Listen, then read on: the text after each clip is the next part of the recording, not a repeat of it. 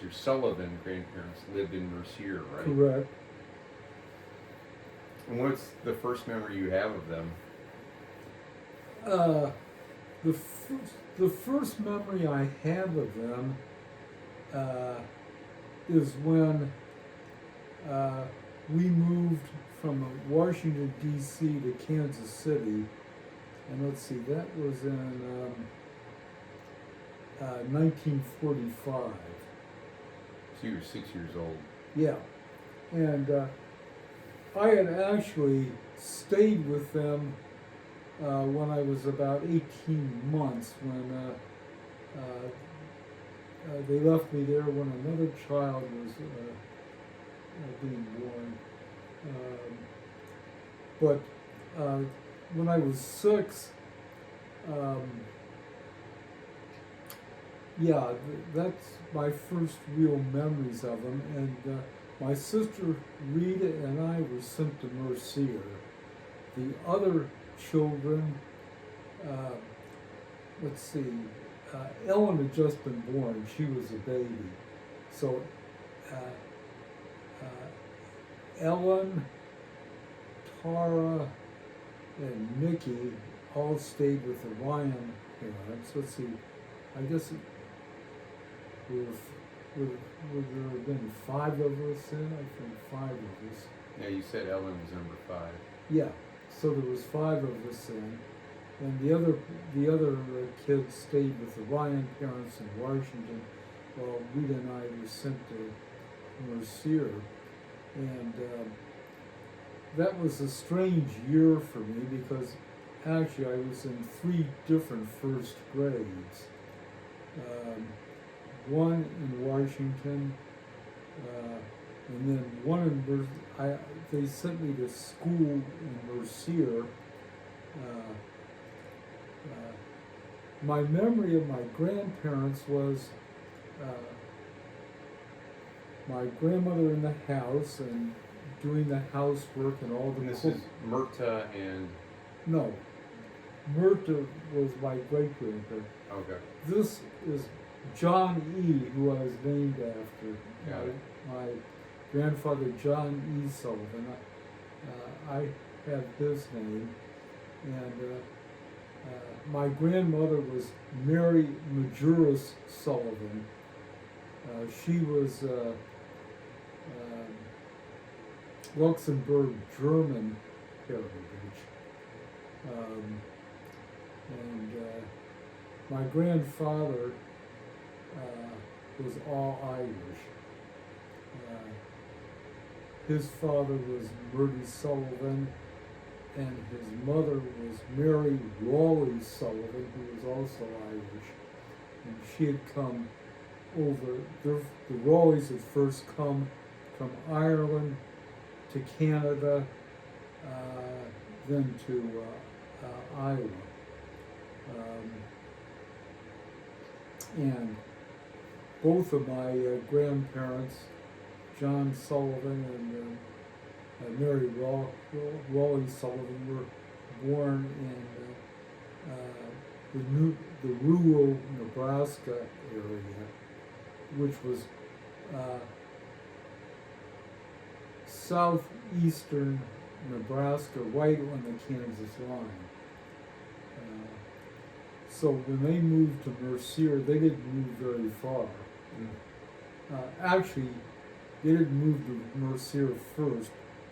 The family moved to Effingham first, where they had the farm. And then I think it was about 1912 where I would have to look at my ancestry to be sure, but it was around 1912 when they moved to Mercier, and my grandfather bought the bank.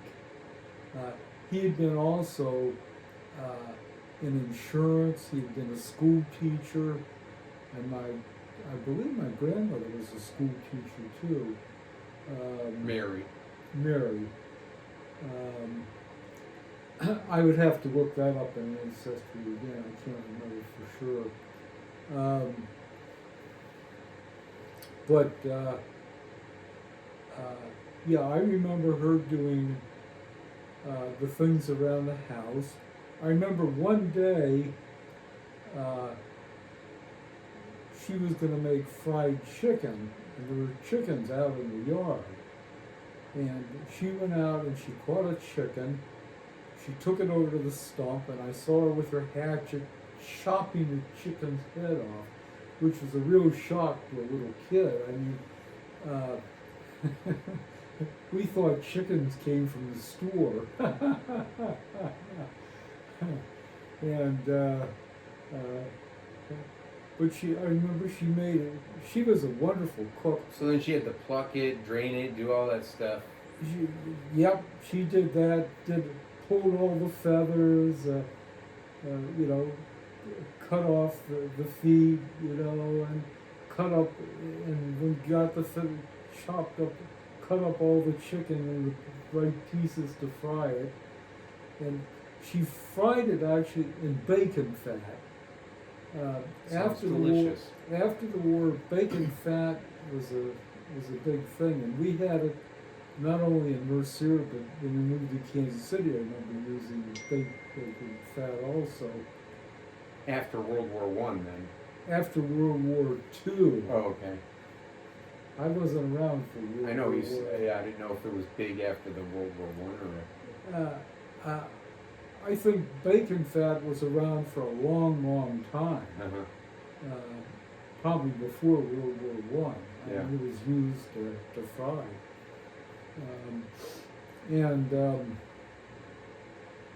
So my Aunt Nellie, who was one of my dad's older sisters, Nellie was, I believe, the second child after Otho. Or she might have been the third child after, it might have been Otho, Leo, Nellie. I'd have to again look at ancestry to make sure of the family line there. But Nellie had not got, she had not been married yet. I think in those years she was probably late 30s, maybe already possibly 40. But she was a wonderful person. She was the one who took care of us children more in Mercier than her mom. But she also worked in the bank next door. She was the cashier in the bank. And so I remember going over to the bank where my grandfather had his desk in a separate kind of back. It wasn't really a room, it was just a little area in the back of the building there. The building had the bank and the general store next door was in that building also, which was owned by Ted McClaskey, who was the storekeeper, and he was a one-armed person. He had lost an arm in a car accident. And I remember Ted from those young 6 years old and later years when we lived in Kansas City, because we always came back to visit Mercier, usually about once a month. But my grandfather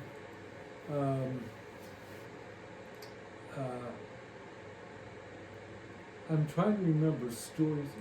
He told some stories. I mean, he had. But what about when you were there and you and Rita interacting with him, or when you visited him? What are your memories of him? Well, Rita didn't. She was very young then. She was still a very young child, but she can vaguely remember Mercier, I think. Okay. My memories of my grandfather were, you know, that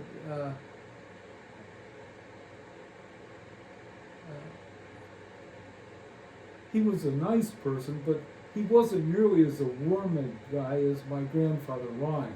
Okay. And my grandmother Sullivan was a pretty straight-laced person. They were both straight-laced. Didn't you say they were very devout Catholic? Oh, absolutely. Yeah. Here, I should tell you this. Every night, before everyone went to bed, and bedtime was early in Mercier, probably about, for me, about 8 o'clock, and I think my grandfather also went about the same time, because I was sleeping with him in Mercier. So your grandparents didn't sleep together?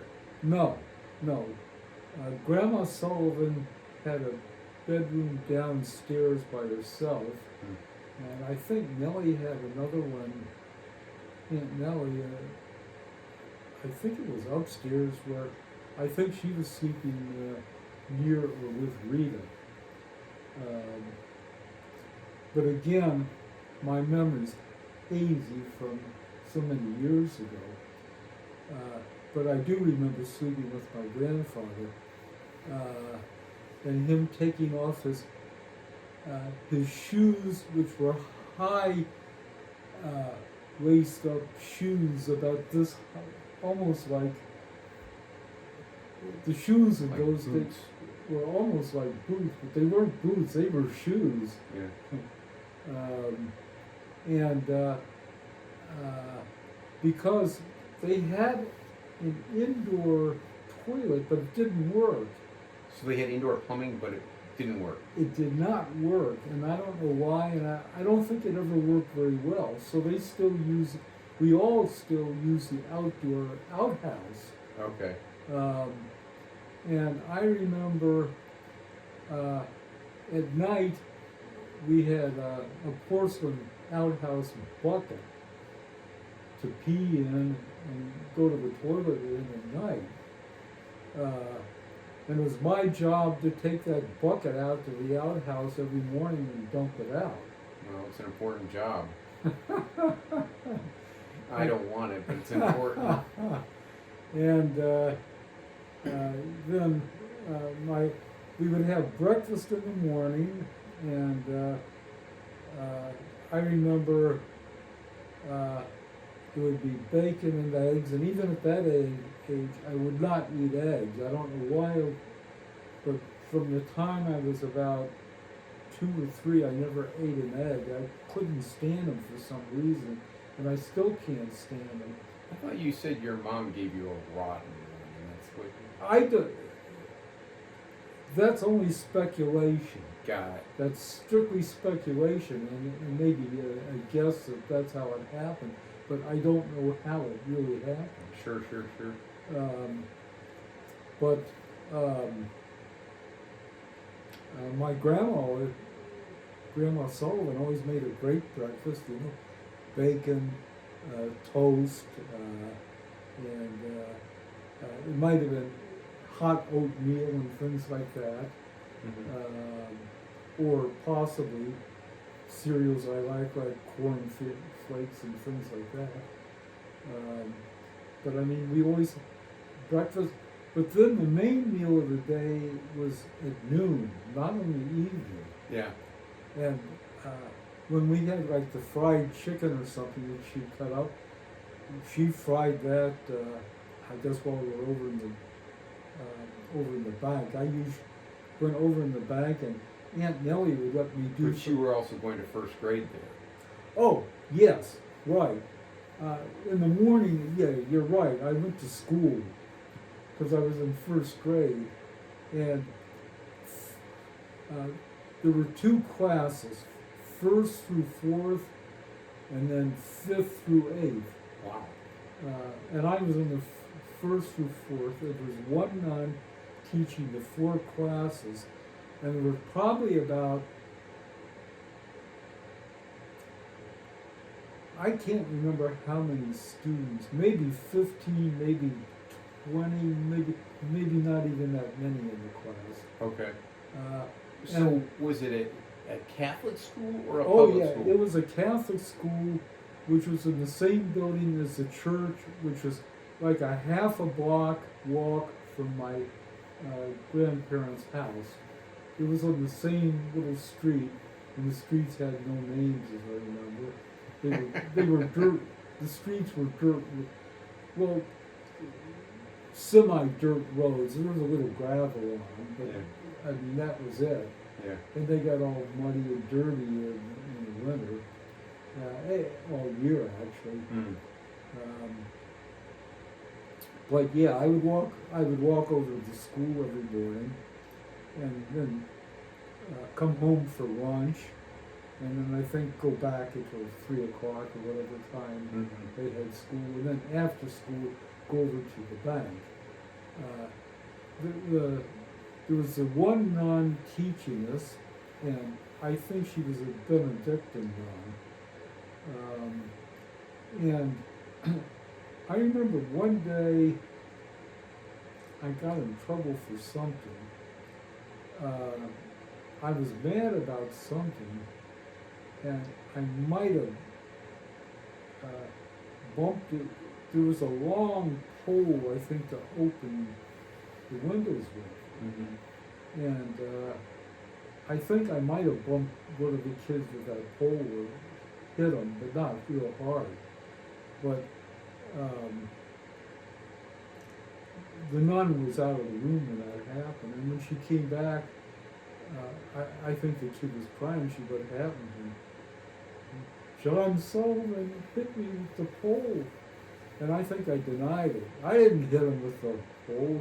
He hurt himself with the poles, and I can't remember exactly, and that might not be the right story. Again, my after, and my cousin Kathleen, who was 3 years older than me, so she would have been, I think, in the 4th grade then, and she said yes, he did. She ratted me out. So you're going to school with your cousin. Right. So I was in school with Kathleen. My older cousins. Is that the Kathleen that's on Facebook still? Yeah. Okay. Yeah. I think she's the only one that's still alive. Okay. She was born in 1936, and I was born in 1939. It's Kathleen Weishaupt, isn't it?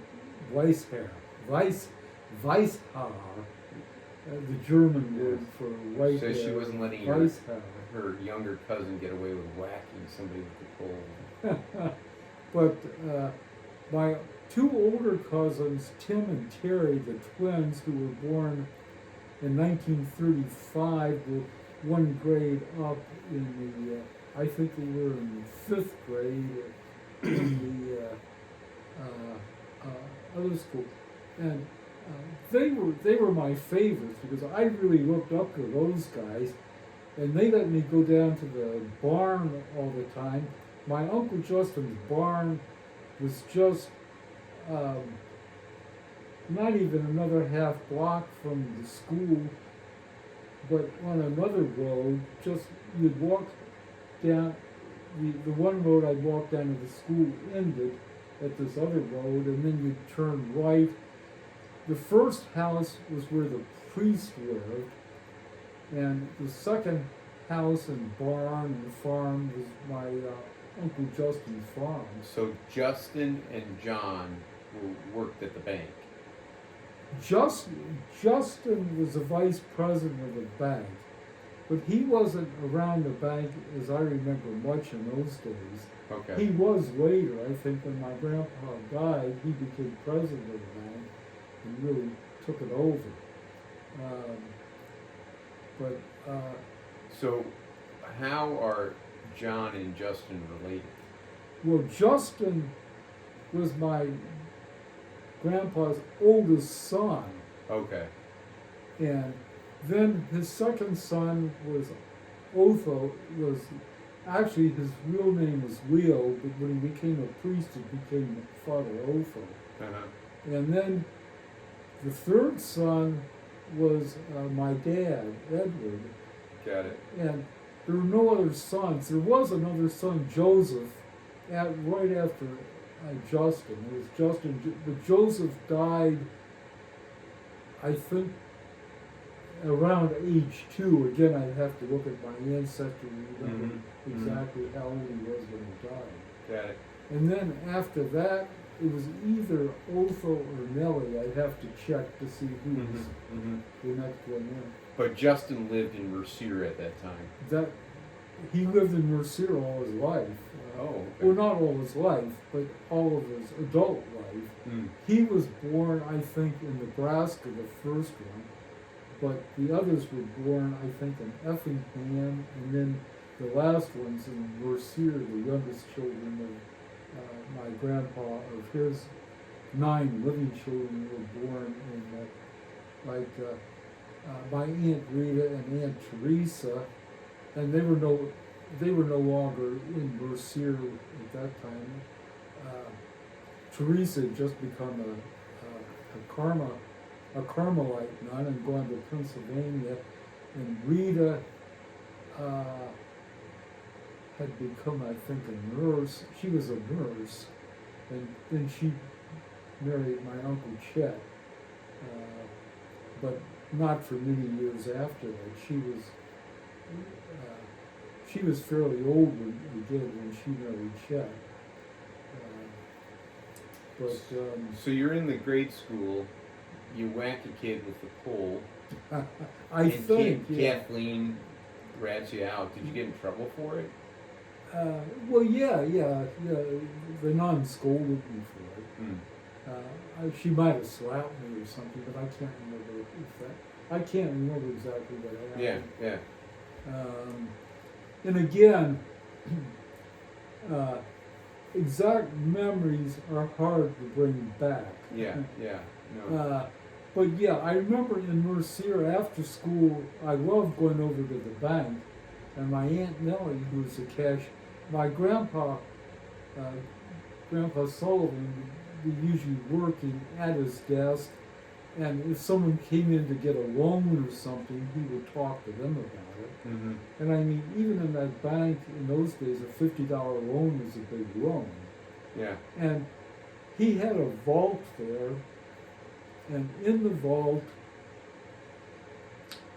was some burned out coins that he had of the, and any money he kept in the vault. And in those days, I don't think he had more than a couple $100 in cash in the bank, and that was plenty back in the 1940s. Mm. I mean,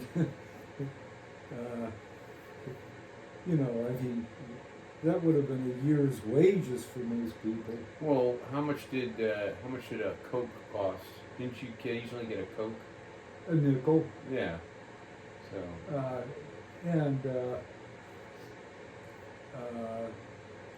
Yeah, I mean, candy was like a penny candy in those days.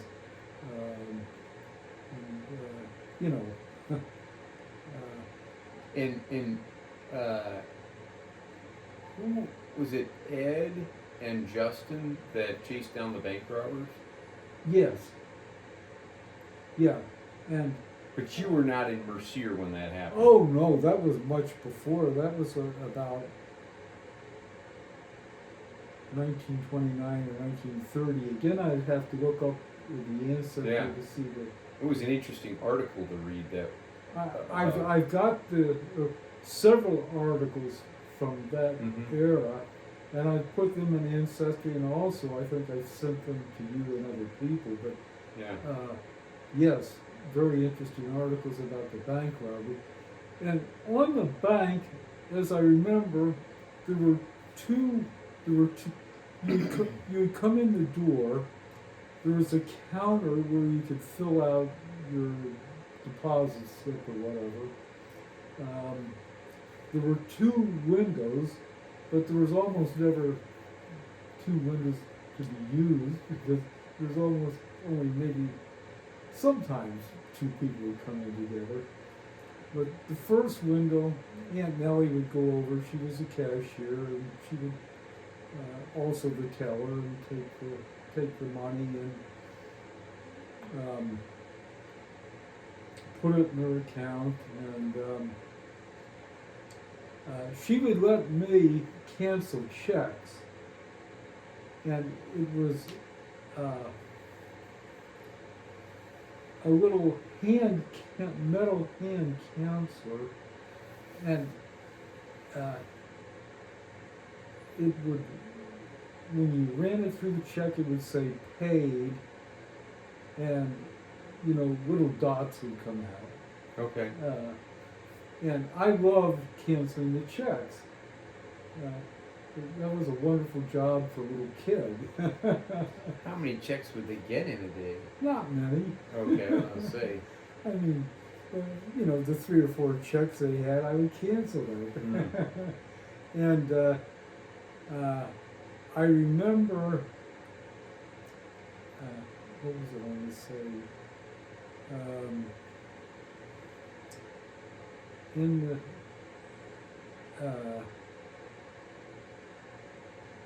besides that, So you would. oh, there was the things I remember about the bank was there was a front window, and again you could see in my ancestry site. I've got a picture of the old bank, and you may have seen it, saying Farmer State Bank on the glass window in front of the bank. Mm-hmm. When you went inside, on the wall there was a deer head on one wall. I remember that. Did one of your relatives kill it, or was it? I don't know who killed it, but some a deer hunter shot it, and there was a deer head in the wall. Yeah. I mean, this is the type of things you would see in an old bank, a very country bank. Mm.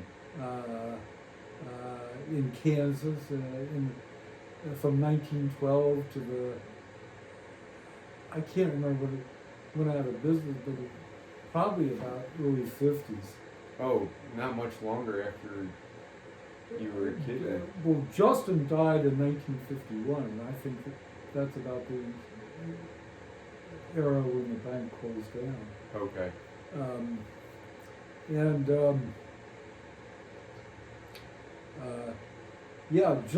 Justin, I saw him more on his farm, doing the farm work, and when I'd be over there, whenever I had other time, I was over in the barn with my cousins Tim and Terry, and I love those guys. They were older than me. They would make take the bales were like oblong. They weren't round bales like they are today. They were square, like the rectangles or rectangle, square, wired bales, and they would make a cave out of them in the barn. Oh.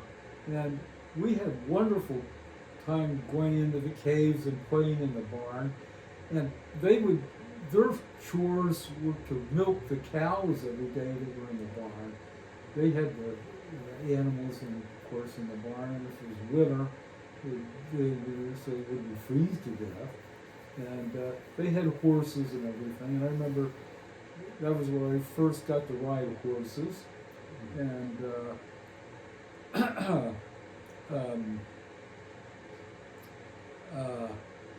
so I remember my cousin Terry one day, he was milking a cow, and I was near him, and he took the udder and squirted me with it.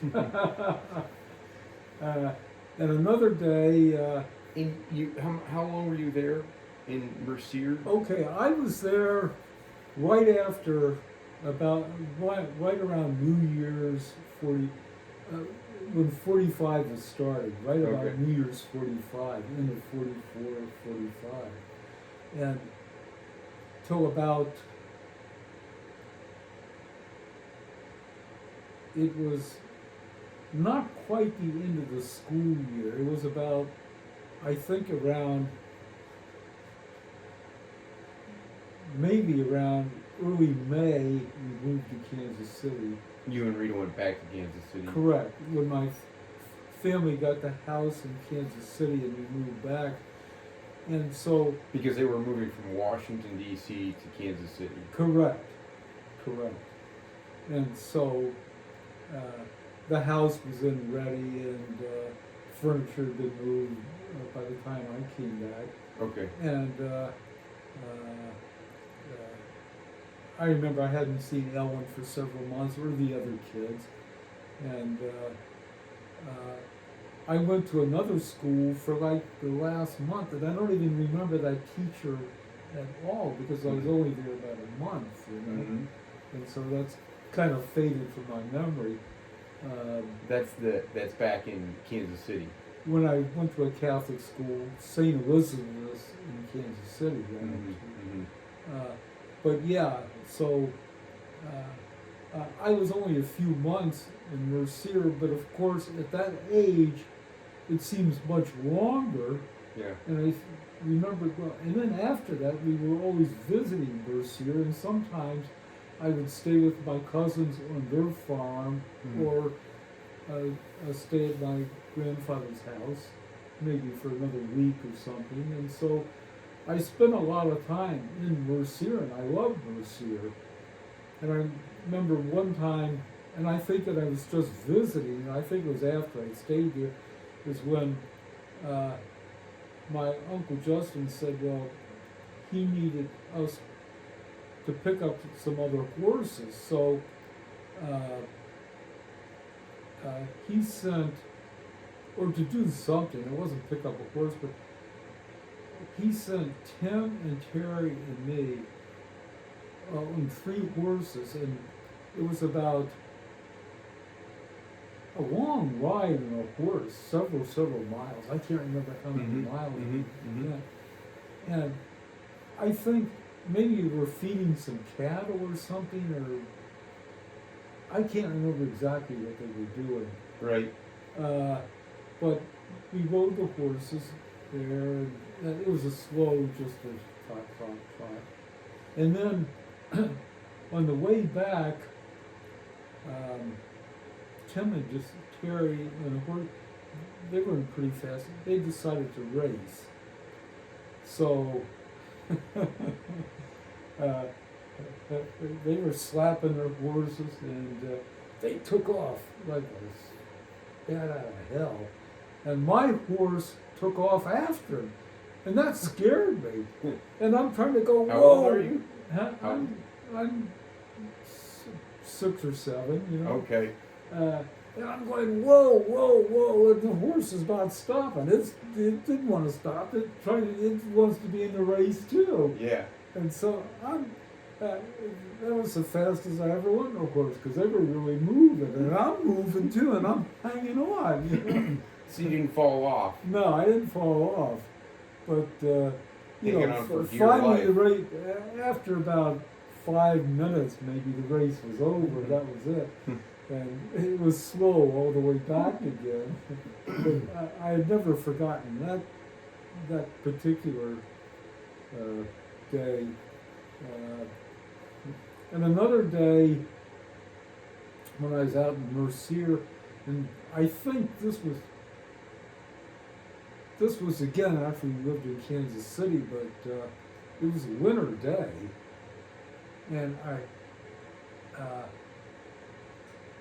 one of my cousins, and Tim and Terry at the age, real young age that you wouldn't allow a kid to drive nowadays. At 12, you're driving a truck. Yeah. And one of them. And again, it's a stick. It's 3 in the tree. It's Correct. not an automatic. They're 3 in the tree always. Yeah. Well, a truck might have been 4, but I think it was 3 in the tree. You know? Yeah. And so they took us out to go hunting.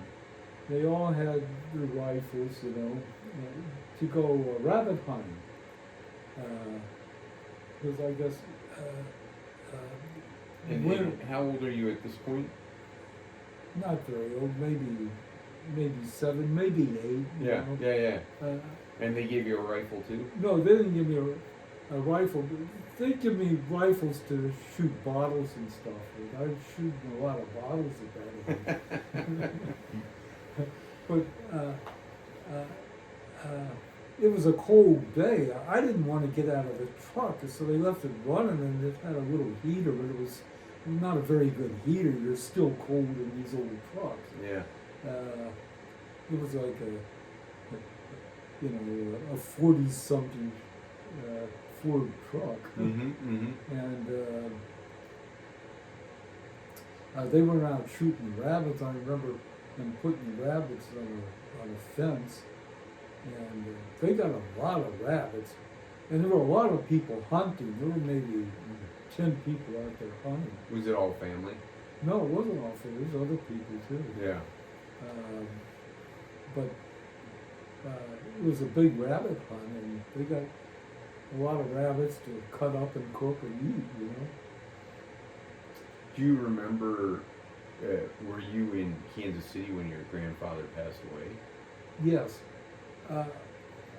But I didn't get to go to his family. And when my grandmother passed away first in 1947, Okay. Grandma Sullivan did.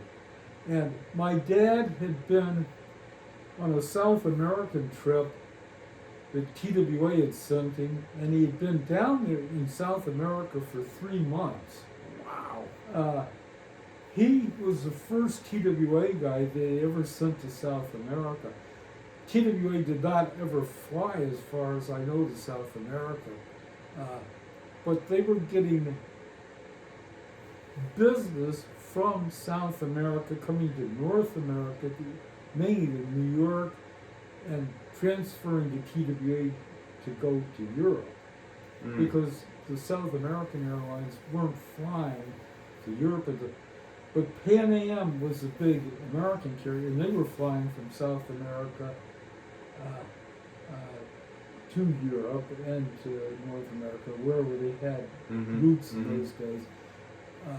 But my dad went down, and he was interline and agency manager for TWA, so he got to meet all the other airlines and the big tour operators and travel agents and people that had business for TWA, and he was meeting them and making good contacts. And that's why he was there. He went to, I think, Your almost. mom was okay with him being gone 3 months? Well, I mean, that was his job. You know? Yeah. So yeah, she took care of the kids for those 3 months, and I remember he had a picture with a Catholic cardinal that he met in South America, and he met a lot of important people. I think some of the presidents of some of the countries in those days, because I mean that was important business for these little. And he went to every country in South America, as I remember, except one. I've got his thing at home that he wrote for TWA, and I've never gone through it myself. It's such a long thing. But you could go through it. I should show you where it is, because it's his. A lot of his history with TWA is in that. That was probably his most important job ever with TWA. But I mean, he had a very important job in North America, in America and Canada and whatever. But anyways, getting back to Mercier, I was. Your grandmother passed away first. She passed away in 1947, and I remember going to her funeral, and when I got to she was still alive when only my dad and I were going out to Mercier at that time. He had just gotten back from South America, like a day or two before. Wow. And so he heard she was very ill and dying, and so the two of us left Kansas City real early in the morning, and we drove, and it was dark. It was It's interesting he didn't have Mickey go. no, well, but whatever reason, he took me with him. Yeah, maybe because you had been there. Yeah, and I knew her better than the other kids. Yeah. And so we got to the hospital. She was at a hospital in Horton, Kansas, which was about 6 miles away from Mercier. Mercier, of course, was such a. It was the only thing when I was in Mercier was the general store and the bank. All the other old time businesses had closed up, except for the grain elevator, I think. Hmm. But there was really virtually nothing else in Mercier. It was not much of a town. Got it. But Horton was still a town, and they had a hospital there. So that's where my grandmother was. And we got to the hospital about 5 in the morning, I think. A little after. It was a little after 5, and I remember walking in to the hospital with my father, and said, "Hi, I'm Edward Sullivan, Mary Sullivan's son, and this is my grandson, my son, and her grandson, and we're here to see Mary Sullivan."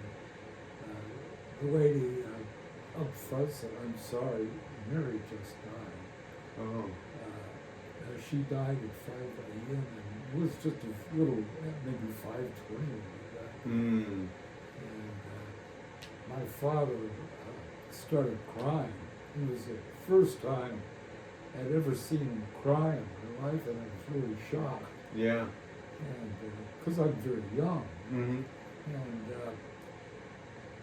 then I remember, I think my grandfather was still at the hospital, and you know, me and my dad had a conversation. I can't remember, but then after that, I remember I went with my dad and my grandfather to where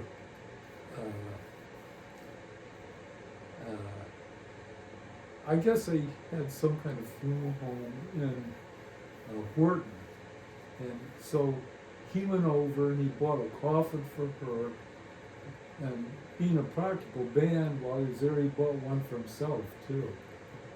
There was a BOGO. And so, because he died actually 2 years later, 49. Mm. So then And how old was your grandmother? she was, I believe she was, I think she was about 70. She was, she could have possibly been 72. I don't think she was 72 though. Yeah. I think Do you remember why what she passed away from? she died of cancer. Oh, okay. And so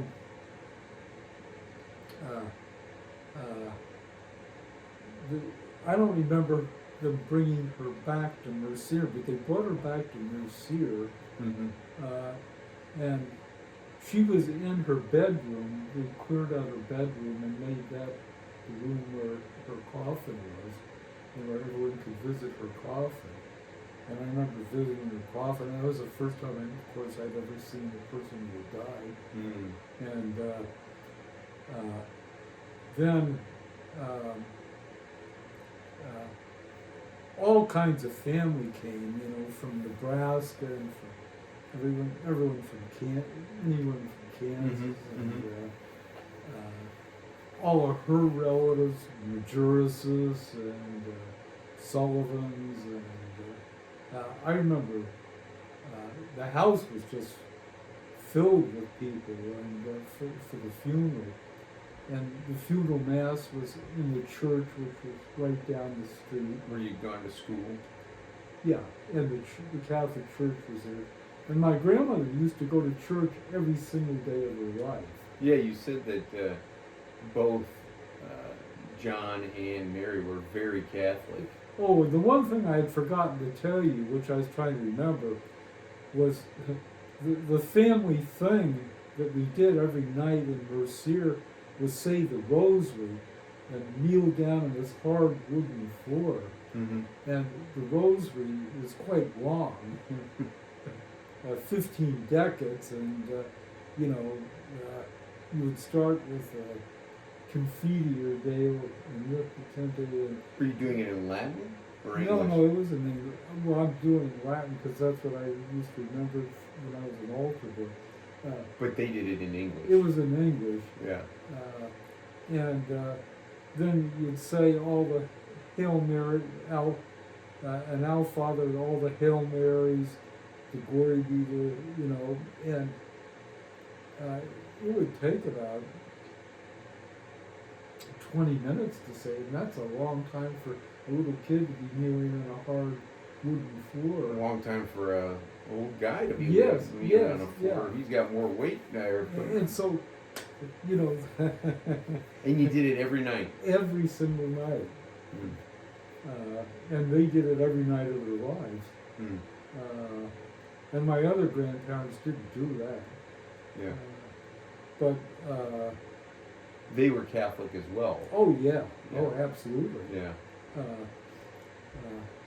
But they were different type of Catholics. They were a little more liberal Catholics. Not as devout.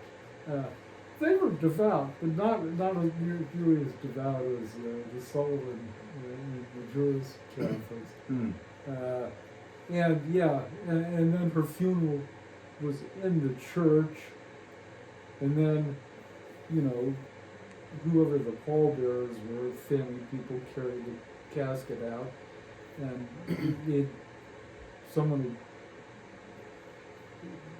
had literally, probably family members who dug the grave there. And I'm guessing the cemetery the cemetery was adjacent right to. next to the church. Yeah. The cemetery is still in Mercier. Probably the church building isn't even there anymore. Yeah. It was an old brick building. Mm. But, and I think it had 3 floors or something. 1 floor was the school, 1 floor was the church, 1 floor was something else. I think wherever they had, events or something. Mm-hmm.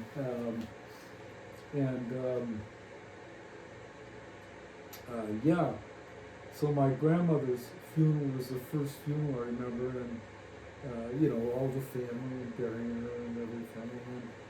And the next funerals I remember were 1948, when my 2 cousins who had been killed in World War II, bodies were brought home. They weren't brought home until 1948, even though they had died during the war. They brought their bodies back, or had they cremated them? No, they brought the bodies back. Wow. But they were in coffins. We didn't look at them. Yeah, They no. didn't open the boxes. No, that would be No. pretty gruesome. No, no one wanted to do that. Now remind me which cousins those were? Tom and Jim. Okay. And your cousin Jim is named after that Jim. Right. Actually, his real name is, I think, Paul James, I think, Jim's real name. Oh, okay. It was always Jim. Paul named his kids Jim and Tom after the 2 boys that died in the war. Mm. 5 of those boys were in the World War II. Right, including Paul. Right. And I remember them. So They had come back. They were back. Paul was back for like my grandma's funeral. I remember being in the house after the funeral, and I had a brand new suit gotten for the funeral that my parents had bought in Kansas City, and I was near this little. I think it was a little electric heater, because they didn't have central heating in that house. And I was, to stay warm, I was near this little heater, and I burned a hole in my pants. Oh, well. Were you sitting on the heater? No, but I was near it, and it was near enough, and I was small enough. And your new suit, your in parents the probably. Your parents probably weren't really And happy Paul with was saying it's okay, it could be fixed. It was never fixed. But he was trying to make me feel better. it. Among your I parents. remember were- Paul saying he was there, and I think Gilbert was there, the second of Paul's sons, and Yeah. and Leo, the third of Paul's. You know, all of the kids were there, Mhm. and all, you know, all kinds of relatives that I didn't know. You know, and great Aunt Helen I remember, and great Uncle Jack I remember, who were Majeruses. And I'd have to tell you about them about another time. Yeah, yeah. So that was 1947, 1947. and then your grandfather passed away a couple of years later. In 1949, Mm. in July of 49. And he died right out in front of his house. He had a heart attack and dropped dead there. Oh wow. So then you went back for another funeral. I didn't go back. I got sick. Oh. I was very, very sick, and so they wouldn't let me go. And they hired some woman to stay with me while they were gone for probably about 4 days, 4 days. Did your sisters go then? Yeah. Okay. And Yeah, you were the rest of- home alone. I was home Sick. alone. All the rest of the family went out for his funeral. I didn't. Hmm.